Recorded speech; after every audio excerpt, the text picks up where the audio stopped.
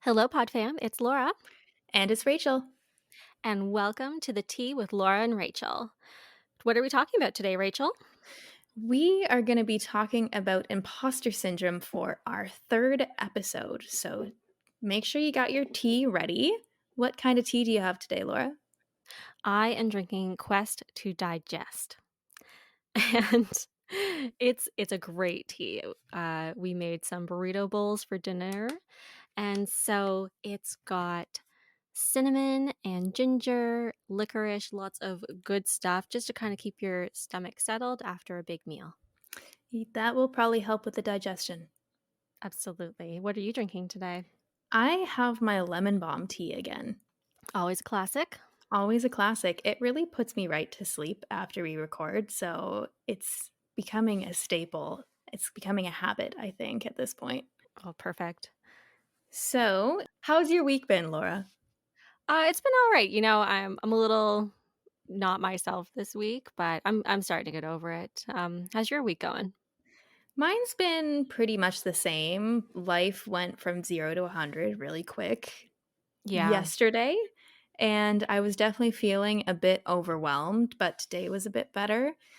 I'm just basically watching my energy, and it went from super high, nice baseline, all up and down yesterday, and today I just think I'm a little bit tired from Yeah, all the it's hard emotions. because when you go from not doing a whole lot in terms of work for you and then Mhm. immediately hitting the gas pedal and getting right back into it, it's tough. It takes a little bit to kind of rev yourself up and get back into that mindset.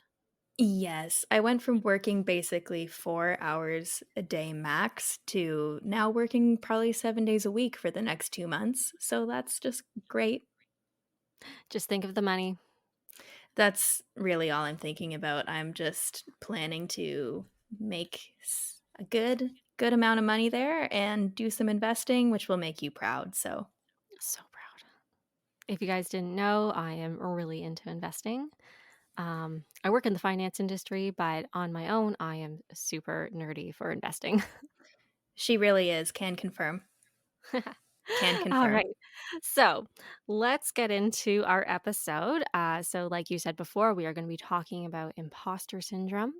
And this is something I've definitely had in the past when I've been making kind of new decisions. So today we're going to do kind of a breakdown of, what is imposter syndrome, what triggers it, how to know if you have imposter syndrome, and then also there are some personality uh, characteristics that are prone to it. So we're going to identify those and just see if anything matches with you. And then, of course, we're going to try and talk about how to overcome it and share a bit of our own experience with imposter syndrome. So, Rachel, why don't you take it away with our definition of imposter syndrome? All right. And just a little disclaimer again before we get started, we are not experts. This is all based off of our own research, but we hope that it helps you as well. So, imposter syndrome is defined as a phenomenon of an inner feeling that you aren't as competent or qualified to be in your station of life as other people perceive you to be.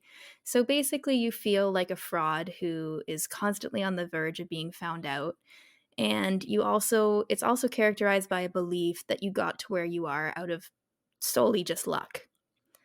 And it's widely experienced no matter what background you come from. The term was first coined by Pauline Clance and Suzanne Imes, but when they originally studied it, they theorized that it was more prevalent in women, but the later research has shown that it really affects men and women regardless.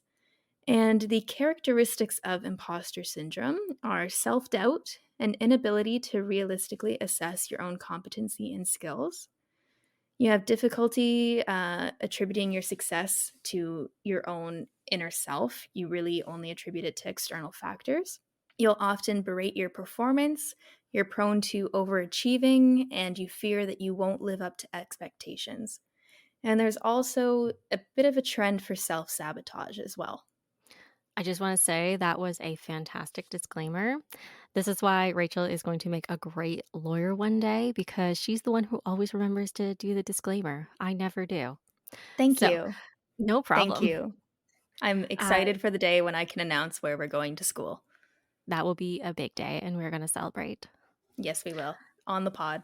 On the pod. on the pod, yes. Okay, so moving on.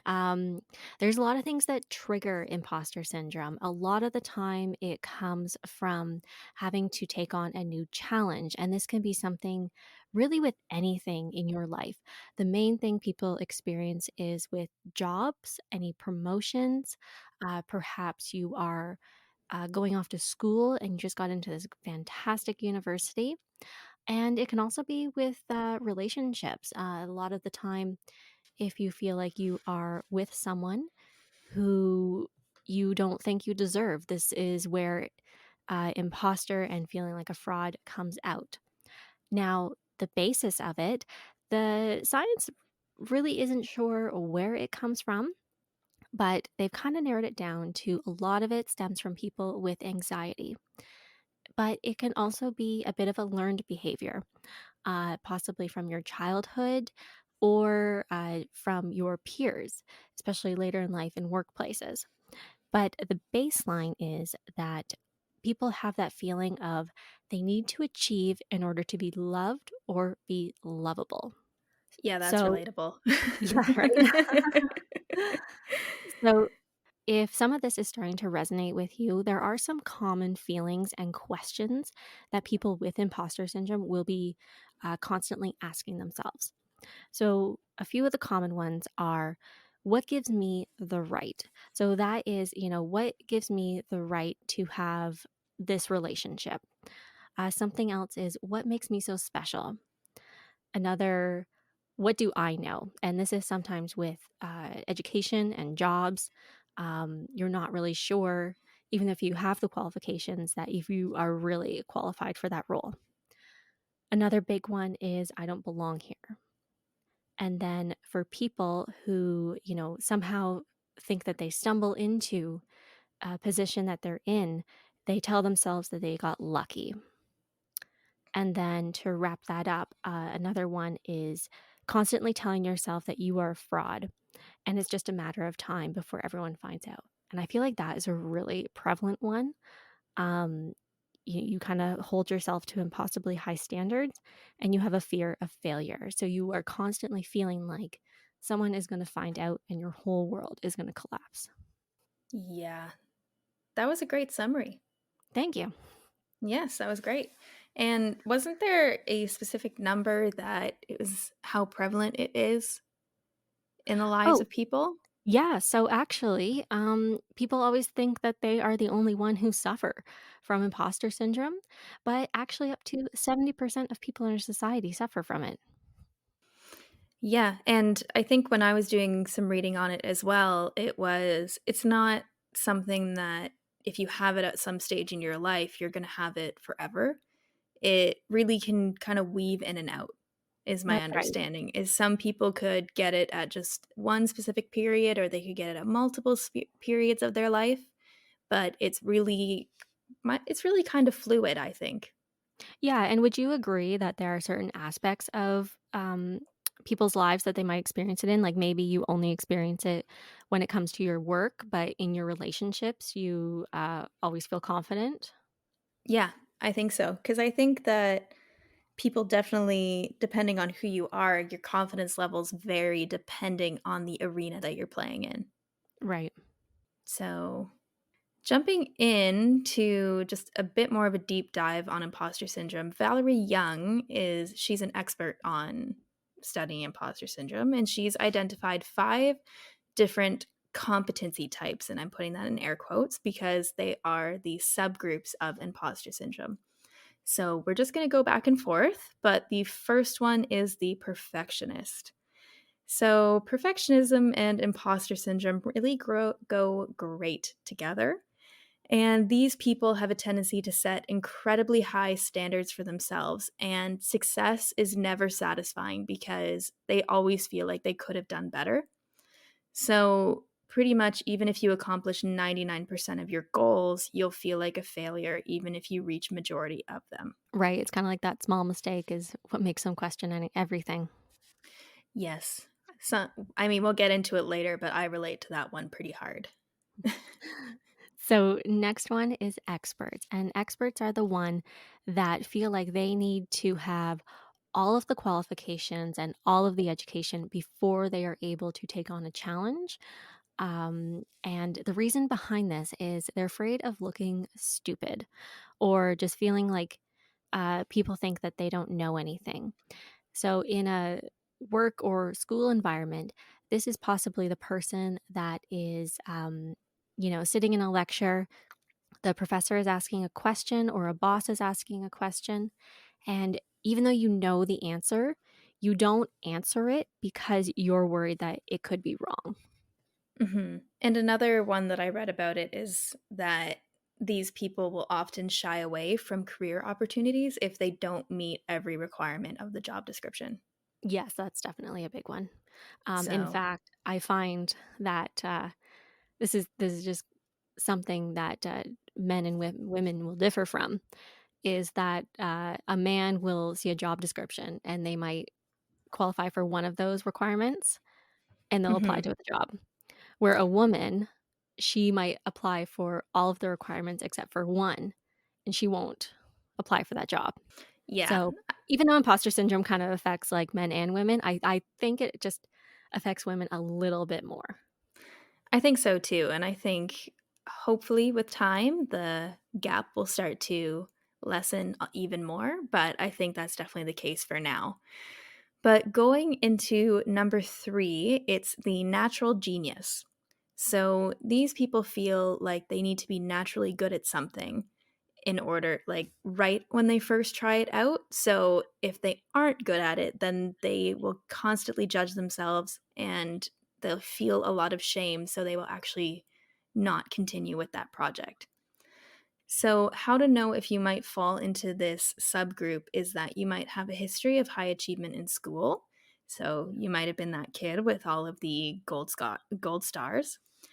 You might have frequently been made out to be gifted as a child, and your confidence will pretty much always take a tumble when you aren't instantly good at something, which causes you to avoid trying new things. So, number 4 is closely related to the natural genius, I find, but it's the soloist. So, this is the person who always wanted to do things by themselves and never asked for help. Hmm. And as they are taking on new challenges and opportunities, if they come across a moment where they think they actually need to ask for help, they feel like they're a failure. Yes. I feel like that one's categorized by a pretty strong belief that for you to be not a fraud, you need to accomplish everything on your own. Yeah, like success only comes from you, not from a team effort. Yes. And then that creates a symptom of not really ever having your needs met, which is not very fun. No. But rolling into number 5 is the superwoman. So, or Superman, whichever one. And these people tend to push themselves incredibly hard so that they can measure up in response to their feelings of phoniness. So basically, they feel like they're a fraud, so they are going to push themselves that much harder to feel worthy. So if you were falling into this subgroup, you might stay at the office way longer than you need to, even beyond a point where the work for the day is done. You will tend to get stressed when you aren't working. You don't make time for activities outside of work. And you feel like you haven't truly earned your title, and that you need to constantly go above and beyond what the call of duty is in order to feel like you've earned your spot. I feel like I relate super hard to this one. I think so too, but we'll get Just a into little, that right? later. Huh? Just a little. Just a little bit, like those days at the horse shows, you did fall into that a little bit. Well, and I feel like a lot of different places where I've worked too. But Yeah. anyway, we'll save that one. Um, Yes. So that rounds out the 5 different subgroups that you might fall into when it comes to imposter syndrome. Now, sort of like the explanations for where it comes from, the recommendations for overcoming imposter syndrome are also a bit vague. And I think would you do you agree that it's based a lot around reframing the way that you think about yourself?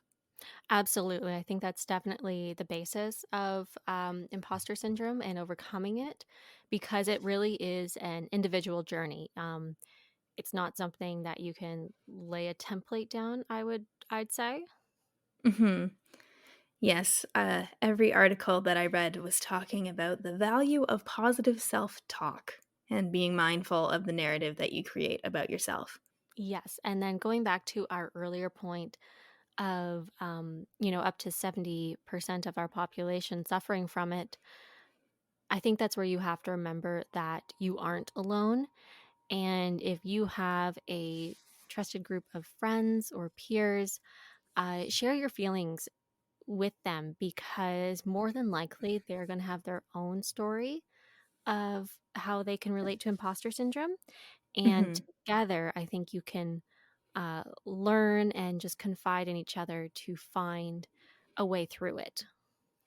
Yeah, I agree with that one too, and I think it's also important that you call it what it is and to separate yourself from the thought, because I think what might help is that when you have those feelings come up, you can label it like, "Okay, I'm just feeling the feelings of imposter syndrome at the moment, but that's not me and that's not reflective of my success or the work that I've done to get here."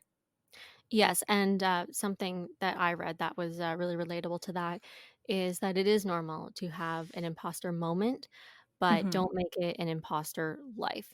And you have to think about life in general. It has its ups, it has its downs, and doubt is a very normal feeling to have, but you need to Mhm. keep looking past that so it doesn't stall your life. Yes, and some other recommendations that they had too was to break out your little journal and to almost in bullet point form write down lists of ways that you know that you're qualified to be where you are and to also acknowledge your own role in your success, but write it out because while luck may have played a part in you getting where you are, it's you who did all of the groundwork to get there. And I think that Yeah, exactly. writing it out helps a lot with reframing the way that you think about yourself. Yes, and yeah, that's kind of going back to avoiding the negative self-talk Mhm. uh, because if you are someone who said, "Oh, I'm really lucky to get that job," um, yeah, write it out. What steps did you take to get that job? Because no one just falls into an opportunity. At least 99.9% of the time, you've Mhm. obviously done the work to Yeah. deserve that. Yeah, and, there's always a touch of luck in life, but you have to do the work to apply to the job. It's not like someone just hands it to you. Right. So Um, Another thing was to distinguish humility from fear. Now, this is kind of for the people who uh, realize success, but they're almost ashamed of it because they don't want to come off as conceited or bragging.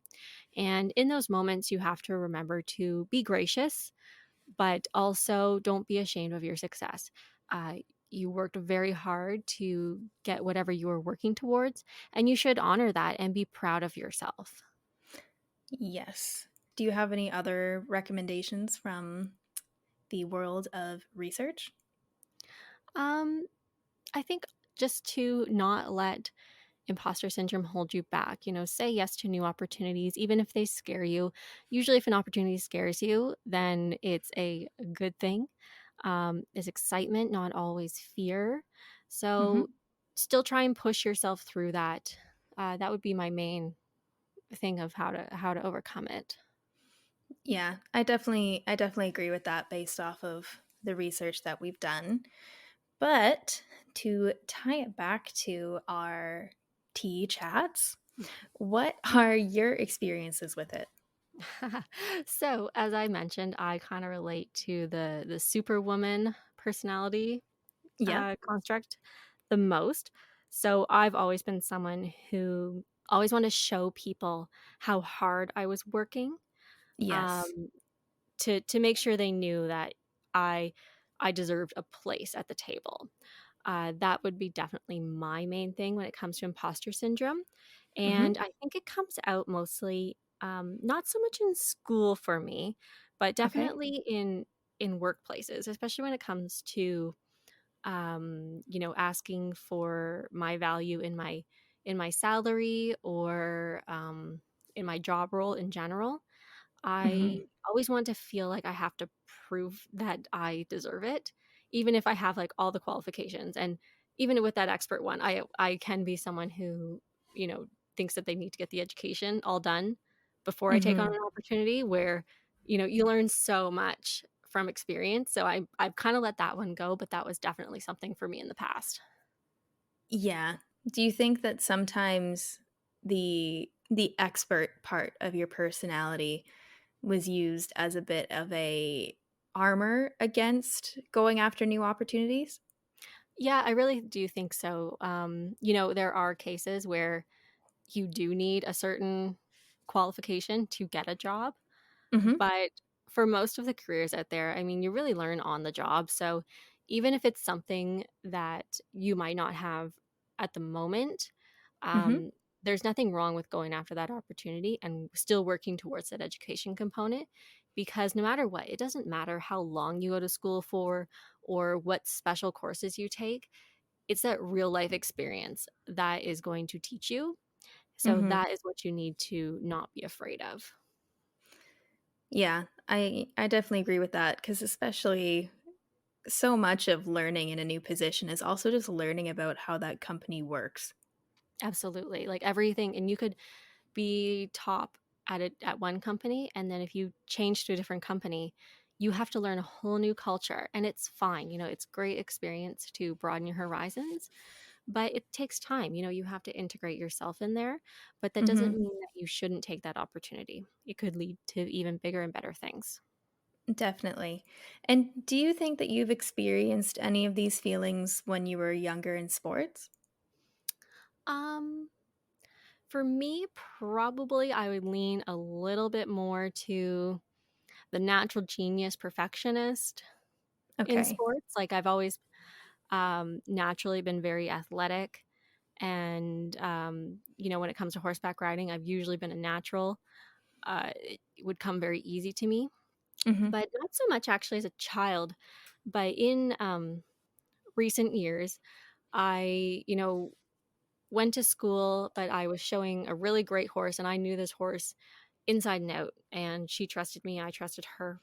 But then as soon Mhm. as she was retired, I felt kinda lost, Yes. and I really and you know my whole struggle with that, but, Yeah. um, this is something I'd been doing for I've been riding horses for over 20 years now, but I've been riding horses my whole life, and then all of a sudden I felt like a failure because I had become so good at riding one particular horse that I'd forgotten that, I am a good rider. And that really played a factor in my confidence. Yeah, I I remember. really thought that I just wasn't a good rider anymore. Like I thought I just lost my talent.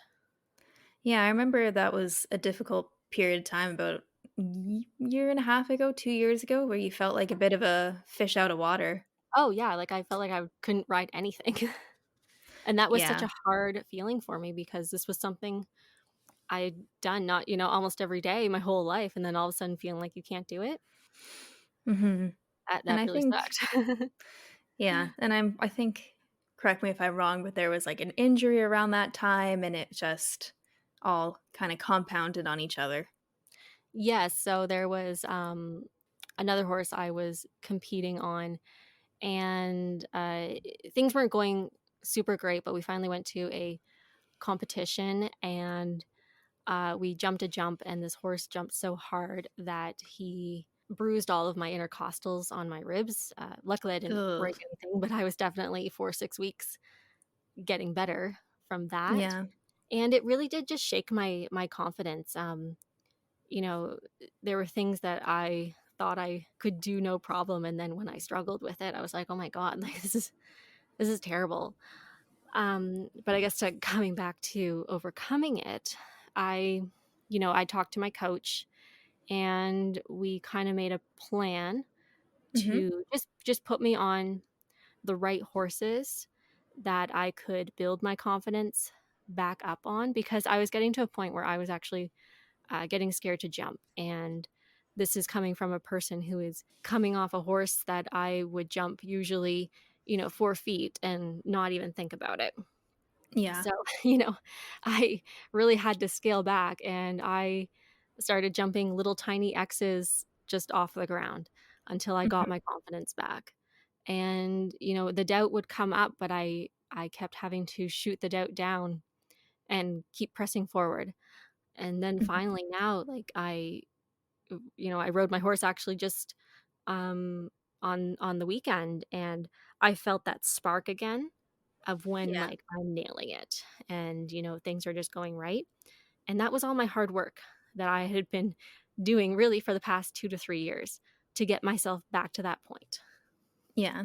Which is really nice though, because it's nice to feel like you're back to who you are, you know? Yeah, back in my element, and, growing up Yeah. as a kid, I would ride, I don't know, anywhere from 3 to 6 different horses in one day, and that's kinda what I've gone back to now where, if something needs to get ridden, I'm on it, and it just kinda brings me back to my roots of being that kid who could sit on anything and make it work. You're back to the foundation of what you love, right? Absolutely. So, Rachel, I've shared one of my experiences. Do you have an experience with imposter syndrome? Yeah, so mine is also it's a bit hard to explain, but I have a lot of feelings of imposter syndrome when I am singing and learning how to play the piano because the piano is a new thing for me. Singing is not, but I definitely experience the perfectionistic tendencies and also a bit of the natural genius. So when I'm singing, I always feel like it could be better despite how far I've come in the short span of 2 years.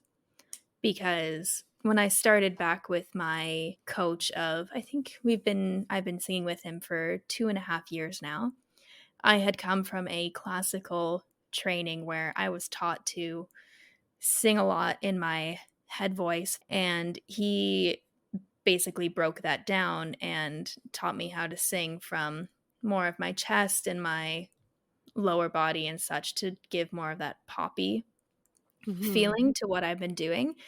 And that was really hard because I'm not gonna lie, I kinda sang like a Disney princess before.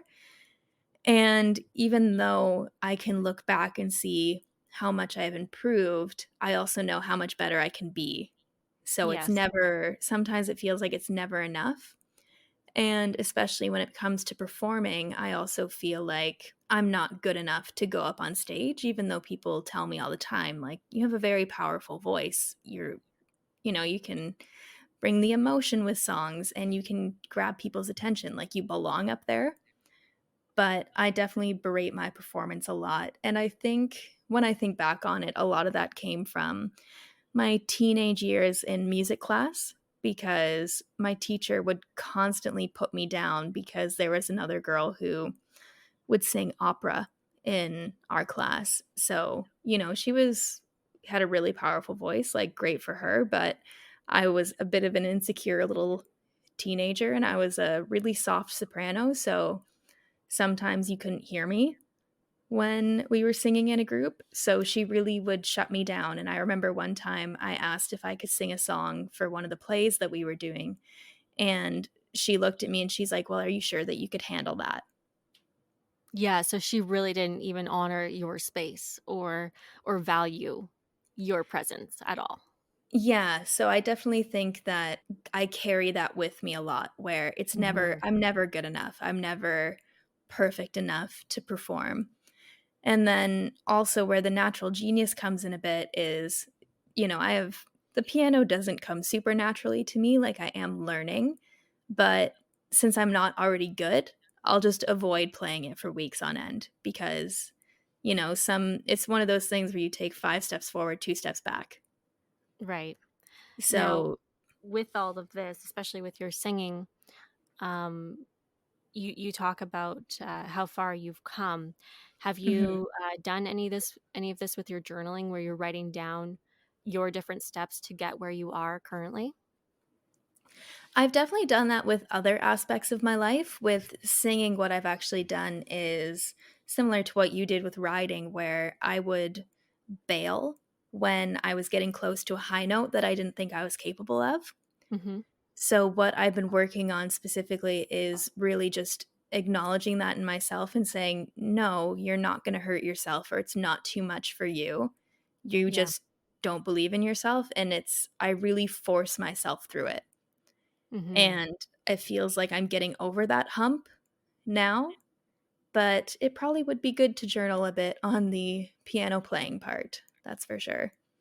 Yeah, I just know journaling is a big release for you, so maybe, that would help with your, uh, piano to kinda keep you in that moment and in that headspace to keep coming back to it and, you know, maybe you write down, "Okay, this week I got through" I don't know what I'm not musically inclined at all when it comes to instruments. So, you played so many bars or lines of music one week Yes. and, like, you got it all, and then maybe next week you played 2 lines. So, whatever you call it in your little music book. Yeah, I'm working through it. I'm working through it with that one. But and I don't know if you can relate to this one at all, but I've also had some issues with the natural genius in school Mhm. because, well, you guys don't know this, but we both majored in business. So I did finance, and finance was pretty difficult for me. And for some odd reason, I carried around this feeling that I wasn't smart enough to be at the university that I was at, even though objectively I was. And I found that with finance classes that were super, super difficult for me, I would just give up. If I didn't understand the question right away, I would just give up because I felt like I wasn't smart enough to be there.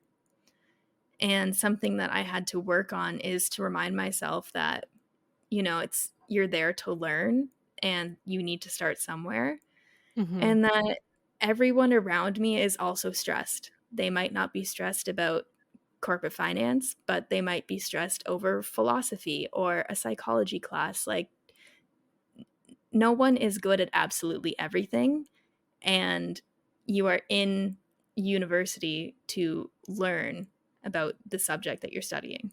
Yeah, I think that's a fantastic point right there. You're there to learn because, it doesn't matter what you're doing. If you don't make any mistakes, you're not learning, right? Yeah. How can you challenge yourself if you get it perfect every time? I hate when I make a mistake, but I know when I do make a mistake, I don't make it again. So, I might have felt like a failure for a brief moment, but next time when I approach that problem, I know how to handle it, and then I am that much further down the road. Yes. And also, business classes were just really hard. Yeah, some of those courses you just kind of like you just survive. You're not you're not really thriving. You just got to get through them. Yes. You leave that class with a 70 and you're like, "Yes." Oh my god, you're like top of the class if you got a 70 in some of those courses. You really are, like, the class average 69 for sure. Well, that rounds out my experience. Do you have anything else that you wanna touch on before we close out? I think kind of going back to even some other things where I kind of feel like I struggle and feel like a fraud is anytime I want to speak up and share something, like share an experience or a lesson with people. Mhm. um, I find that's a very hard thing to do. And going back to we all need to learn and start from somewhere is I have to get over the fact that there are some things that I'm a beginner in, but it's Yes. okay because I'm not going to be a beginner forever. And I just have to keep working at it. And also kind of feeling value in myself Mhm. that I have my own voice and my own truth, and it's okay for me to share that because even though it might not resonate with everyone, it could resonate with someone. So that's why I really try to work hard on keep putting myself out there Mhm. and just kind of developing a better connection, but also just good experience for myself. Your projector is shining through there. Oh, I know. We are going to do an episode on human design because I'm very Yes, we excited are. about that. We're And just dropping a just little just hint. a little tidbit for people who don't know about human design. It's a fantastic kind of, would you say it's borderline astrology? Yeah, it's almost a mix of astrology and numerology. Yeah, exactly. So I'm a projector, and projectors, they want to be heard, but they need to be invited. So for me, where I definitely feel like a fraud and an imposter is when I'm trying to share something and I'm not being acknowledged. Yeah. So now I've learned through human design, I won't go too far down this road, I promise. Um, I need someone to let me into their space or be invited, and then I can share, and then when I do share, it's more impactful. Exactly. And I think too that's just helping you learn that, you know, the spaces that you get invited into are the ones where you're gonna be truly valued.